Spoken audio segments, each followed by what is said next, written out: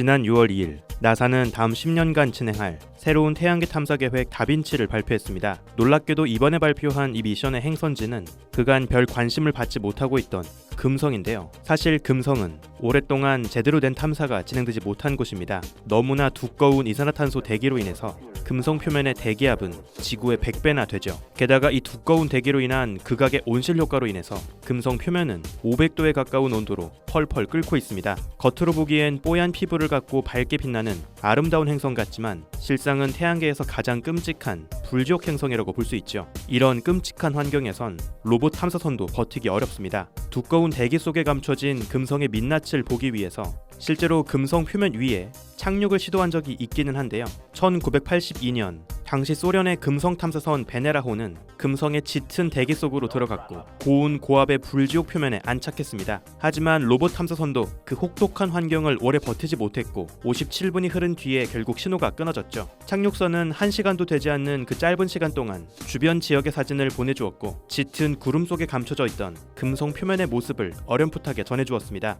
이때 찍었던 단 한 장의 파노라마 사진이 지금껏 인류가 실제 금성에서 촬영한 금성 표면의 유일한 인증샷이죠. 이 마지막 사진 데이터를 전송하고 나서 베네라호는 아마 지금쯤이면 꽉 눌린 쥐포가 되어 있을 겁니다. 결국 소련의 연이은 금성 착륙 시도를 통해서 금성의 진정한 매운맛을 제대로 맛본 천문학자들은 그 이후로는 금성에 착륙을 시도하지 않았습니다. 대신 금성 주변을 맴돌거나 금성 곁을 스쳐 지나가는 형태의 탐사 로봇만 보냈을 뿐이죠. 그렇다면 대체 왜 나사는 착륙할 엄두조차 내지 못했던 이 금성에 새로운 탐사선을 보내는 계획을 세운 걸까요? 과연 금성은 인류가 새롭게 보낼 탐사 로봇을 허락해줄 수 있을까요? 우주먼지의 현자타임즈, 최근 나사가 발표한 새로운 태양계 탐사의 목적지 금성에 관한 이야기입니다.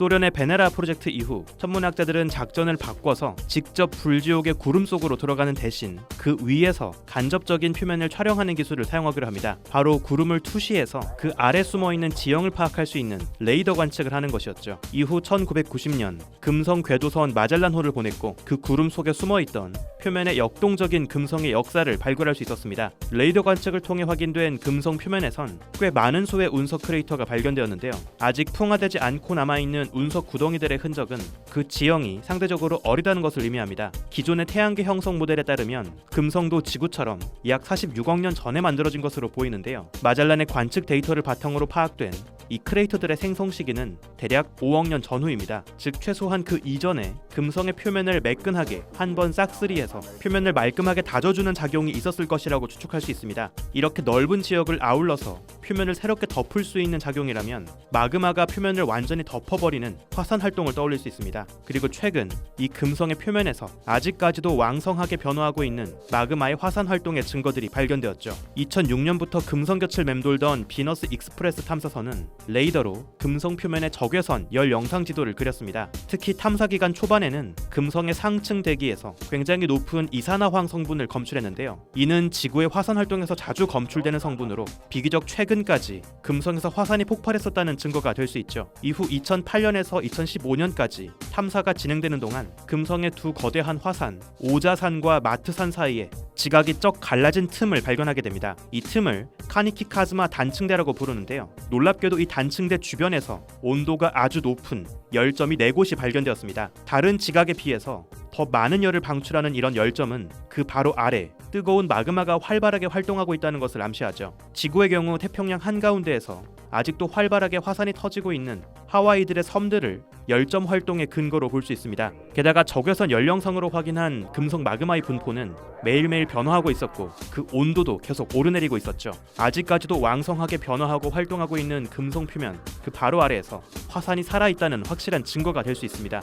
금성은 단순히 두꺼운 대기로 덮인 채 온실가스로 달궈진 정도가 아니었던 거죠. 정말 말 그대로 그 자체가 펄펄 끓고 있는 용광로, 화산 행성이었던 겁니다. 이처럼 뜨거운 금성의 지표면에선 말 그대로 용광로처럼 철과 금속들이 증발해서 대기 중으로 올라갈 수 있는 충분한 열이 제공됩니다. 지구의 경우 바닷물 표면이 증발해서 수증기가 되어서 하늘로 올라가고 그 수증기가 응결해서 구름이 되었다가 다시 비나 눈이 되어서 땅으로 떨어지죠.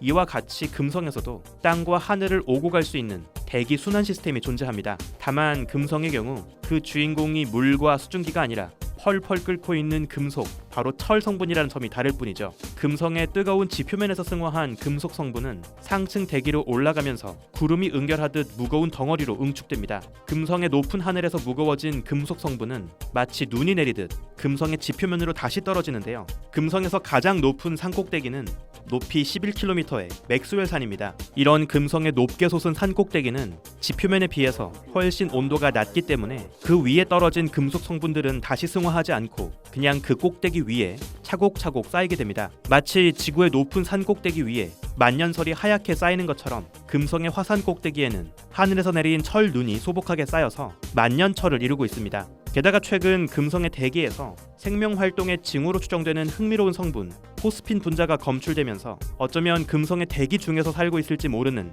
외계 생명체의 존재 가능성까지 진지하게 거론되고 있는데요. 그렇다면 대체 금성에서 무슨 일이 벌어졌던 걸까요? 이 금성에서 벌어졌을 끔찍한 역사의 이야기를 확인하기 위해선 그동안 시도해본 적 없었던 금성의 구름 속으로 직접 들어갈 필요가 있습니다. 이번에 나사에서 새롭게 발표한 금성 탐사선 다빈치 플러스는 금성의 강력한 대기압에서도 버틸 수 있도록 심해를 탐사하는 잠수정에서 모티브를 얻었습니다. 앞서 2015년부터 제안되었던 이 아이디어는 동그란 금속 공 모양으로 탐사 로봇을 만들 예정입니다. 낙하산을 펼치고 금성의 상층 대기로 진입해서 서서히 하강하면서 금성 표면에 안착할 예정이죠. 이러한 방식은 앞서 토성의 위성 타이탄 표면에 안착했던 하위 헌스 착륙선과 비슷한 방식입니다. 이러한 탐사를 통해서 고도에 따른 금성 대기의 화학 조성의 변화, 온도의 변화 등을 모니터링할 수 있습니다. 어쩌면 다빈치가 금성 대기권을 통과하면서 금성의 하늘을 떠다니는 외계 미생물들의 존재를 확인해줄지도 모릅니다. 또한 다빈치는 점차 금성 표면으로 접근하면서 짙은 구름 속에 감춰져 있던 금성 표면의 여러 지질학적인 특징들도 세밀한 사진으로 촬영할 예정인데요. 특히 금성에서도 최근까지 지구와 마찬가지로 대륙판이 움직이면서 활발한 지질 활동이 벌어지고 있다는 사진 증거들을 확보할 예정입니다. 이를 통해서 과연 금성에서의 지질 활동은 지구와 어떤 차이를 갖고 있는지, 대체 무엇이 지구와 금성의 운명을 이렇게 극단적으로 갈라놓았는지 그 진짜 사연을 알 수 있을 겁니다. 이번에 발표된 계획에 따르면 나사는 2030년경 이 새로운 금성 탐사 로봇을 보낼 예정인데요. 화성 못지않게 지구에 가장 가까운 태양계 행성이지만 화성에 비해서 거의 제대로 된 탐사가 진행되지 못한 채 금성은 방치되고 있었습니다. 지구에서 너무나 가까운 곳이지만 여전히 방치되어 있는 이 미지의 세계 금성. 과연 인류는 지난 수십 년간 미뤄두었던 금성 탐사를 새롭게 시작할 수 있을까요? 과거 소련의 탐사선이 보내왔던 단 한 장의 마지막 인증샷 넘어 더 디테일한 금성 표면의 실제 이미지를 확보할 수 있을까요? 오늘의 이야기는 여기서 마칩니다. 구독과 좋아요도 부탁드릴게요. 우주먼지 여러분, 감사합니다. 안녕.